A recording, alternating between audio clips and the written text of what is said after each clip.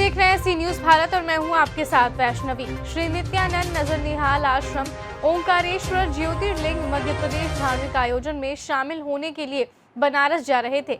इस दौरान भाजपा जिला उपाध्यक्ष अभिषेक खरे रानू के आग्रह पर टीकमगढ़ आए और उनके घर पर रात्रि विश्राम किया। उनके आने की खुशी में अभिषेक खरे ने दीप जलाकर गाजे बाजे के साथ पुष्प वर्षा कर संत का स्वागत किया। महाराज जी के मुखारविंद से भक्तजनों को गौमाता की रक्षा और उनकी सेवा के बारे में विस्तार पूर्वक समझाया। साथ ही हमें गौमाता की रक्षा क्यों करनी चाहिए इसकी भी विस्तार पूर्वक जानकारी दी और मां नर्मदा के महत्व के बारे में भी जानकारी दी। देखिए ये रिपोर्ट। आज आपका आगमन हुआ है टीकमगढ़ में, पहली बार आए हैं, अब कैसा लगा है आपको और क्या कहना चाहते हैं? वंदे मातरम। धर्म रक्षिति रक्षत। टीकमगढ़ के अंदर आए तो ऐसा लग रहा है कि पूरा धार्मिक उत्सव और ओंकार भगवान के क्षेत्र से आज प्रातः काल निकले हैं। मुझे ऐसा नहीं लग रहा कि इतनी दूर सफ़र करके मैं इस गाँव में इस शहर में आने के बाद में भक्ति का जो वातावरण है, भक्ति के साथ में जो राष्ट्रभक्ति लोगों के अंदर रहती है कि राष्ट्र के अंदर कैसा उत्साह होना चाहिए। इस गांव से लोगों को राष्ट्रवाद की जो भक्ति है और राष्ट्रवाद का प्रेम है वो सभी लोगों को सीखना चाहिए। ऐसा मुझे महसूस हुआ टीकमगढ़ में आने के बाद। जी, आज के समय गौरक्षा का कार्यक्रम चल रहा है, तो गौरक्षा के लिए क्या कहना चाहिए लोगों से, क्यों गौरक्षा करनी चाहिए?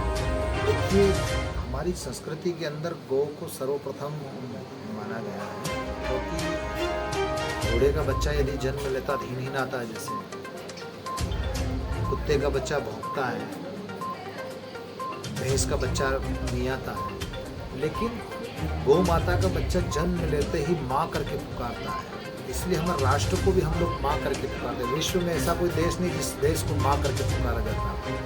हमारा ऐसा एक देश है जिसको हम माँ करके पुकारते हैं। और इस पृथ्वी पे जब जब भी संकट आता है तो पृथ्वी माता भी गौ का रूप धारण करके भगवान के पास जाती है और भगवान से जब प्रार्थना करते हैं, भगवान गौ के ऊपर विप्र धेनु सुर संत हित लीनहु मनुज अवतार। भगवान भी जो है पहले ब्राह्मणों के लिए कहा है, ब्राह्मण के तो मंत्र ब्राह्मण के अधीन है और गौ माता जो है मंत्र के द्वारा यज्ञ होते हैं और यज्ञ जब होगा जब गौ माता होगी। और गौ माता इस पृथ्वी पे ऊपर हम लोग जितना कार्बन डाइऑक्साइड बढ़ रहा है, 1 किलो गाय का घी यदि हम अग्नि के अंदर आहुति देते हैं, 1 टन ऑक्सीजन हमको प्राप्त होती है। तो गौ माता तो हमारे जीवन का एक एक क्षण, जितना हमारे जीवन में हम लोग प्रातःकाल उठते हैं वहाँ से लगा सायंकाल तक में गौ माता के गोमूत्र के द्वारा कितनी औषधियाँ बन सकती है, गौ माता के गोबर के द्वारा हम जैविक खेती कैसे कर सकते हैं, गौ माता के द्वारा जीवन भरण पोषण कैसे होता है, दूध से लगा मूत्र से लगा के गोबर तक। मनुष्य का ना तो गोबर काम में आता ना मूत्र काम में आता, लेकिन गौ माता का पूरा जीवन ही परोपकार के लिए होता है। और जब मर जाती है तो उसके चमड़े से जूते बनते हैं, तो वो भी हमारे इंसान के काम है। तो गौ माता का आप जितना पूछेंगे कम। आप लोगों को क्या संदेश देना चाहेंगे कि ये शांति बनी रहे और सदमार्ग पे चलेंगे?